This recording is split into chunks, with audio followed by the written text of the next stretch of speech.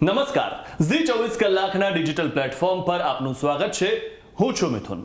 મિત્રો, આજે છે 13 તારીખ શનિવાર અને આજના દિવસમાં કેવું હવામાન રહેવાનું છે, એટલે કે આજે ક્યાં વરસાદ રહેશે તે આપણે વાત કરીશું, વિંડીના માધ્યમથી જાણીશું. આજના દિવસમાં સવારથી લઈને રાત સુધી ક્યાં ક્યાં વરસાદ રહેવાનો છે, ક્યાં વરસાદી ઝાપટા પડશે, કેટલો વરસાદ પડશે તે આપણે વિંડીના માધ્યમથી જાણીએ. ત્યારે સવારના 7 વાગ્યાની આસપાસ ગુજરાતનું કેવું તાપમાન હવામાન રહેવાનું છે આપણે અહીંયા જોઈએ તો સમગ્ર ગુજરાતમાં આપણને અહીંયા દક્ષિણ ગુજરાત બાજુ વલસાડની નજીક વરસાદ જોવા મળી રહ્યો છે. એટલે ક્યાંક ઝાપટા પડે, ક્યાંક ધીમી ધારે વરસાદ પડે તેવી શક્યતા જોવા મળી રહી છે. સાથે જ અહીંયા જે ગાંધીધામ અને જામનગરની વચ્ચે જે વરસાદ જોવા મળી રહ્યો છે, અહીંયા પણ ધીમી ધારે વરસાદ પડી શકે અથવા તો ઝાપટા પડી શકે તેવું જોવા મળી રહ્યું છે. બાકી બધી જ જગ્યાએ વાતાવરણ છે તે ક્લિયર છે, એટલે કે કોઈ પણ જગ્યાએ વાદળા જોવા નથી મળી રહ્યા, કારણ કે હવે વરસાદ ધીરે ધીરે વિદાય લેવાનું છે. ત્યારે હવે આપણે જોઈએ કે બપોરે 12-1 વાગ્યા સુધીમાં કેવું વાતાવરણ રહેશે. તો 12 વાગ્યા સુધીમાં જે વાતાવરણ છે તેમાં થોડોક બદલાવ એટલો આવે છે કે સવારે જે રીતે ગાંધીધામ જામનગર ની વચ્ચે જે વરસાદ જોવા મળતો હતો તે હજુ પણ બપોરના સમય યથાવત જોવા મળી રહ્યો છે, પરંતુ જેટલી તેની તીવ્રતા છે તે ઓછી જ રહેશે અને વરસાદી ઝાપટા પડી શકે અથવા તો ધીમી ધારે વરસાદ આવી શકે તેવું જોવા મળી રહ્યું છે. હવે આપણે અહીંયા જોઈએ તો આ જે તમામ જે વિસ્તાર છે વડોદરા અને વડોદરાથી દાહોદ વચ્ચેનો અને વડોદરાથી લઈને સુરત સુધીનો, એટલે કે દક્ષિણ ગુજરાતનો જે આ વિસ્તાર છે ત્યાં વરસાદ રહી શકે છે.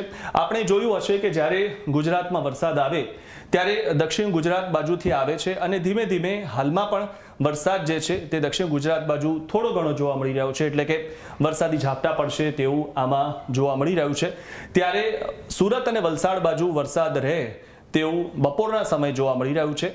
ત્યારે હવે આપણે જોઈએ કે સાંજના સમયે કેવું વાતાવરણ રહેશે આજના દિવસે. ત્યારે સાંજના સમયે જ્યારે આપણે જોઈએ તો 6 વાગ્યાની આસપાસ જે વાતાવરણ છે તેમાં ઘણો ખરો ફરક જે સવારે હતો તેના કરતાં આવેલો જોવા મળી રહ્યો છે, કારણ કે સાંજે ઉનાની આજુબાજુના જે વિસ્તારો છે ત્યાં વરસાદ જોવા મળી રહ્યો છે, જૂનાગઢની આજુબાજુના વિસ્તારોમાં વરસાદ જોવા મળી રહ્યો છે, સાથે જ દ્વારકાની આજુબાજુના વિસ્તારો છે ત્યાં પણ વરસાદ જોવા મળી રહ્યો છે. અને જે રીતે સવારના સમયે અને બપોરના સમયે ગાંધીધામ અને થાનની વચ્ચે જે વિસ્તારો છે ત્યાં પણ વરસાદ ધીમી ધારે પડે તેવું જોવા મળી રહ્યું છે. પરંતુ સૌથી મહત્વની વાત એ છે કે દક્ષિણ ગુજરાત બાજુ જે છે, દક્ષિણ ગુજરાતથી લઈને મુંબઈ સુધી, મહારાષ્ટ્ર સુધી જે છે ત્યાં અહીંયા વરસાદ જોવા મળી રહ્યો છે.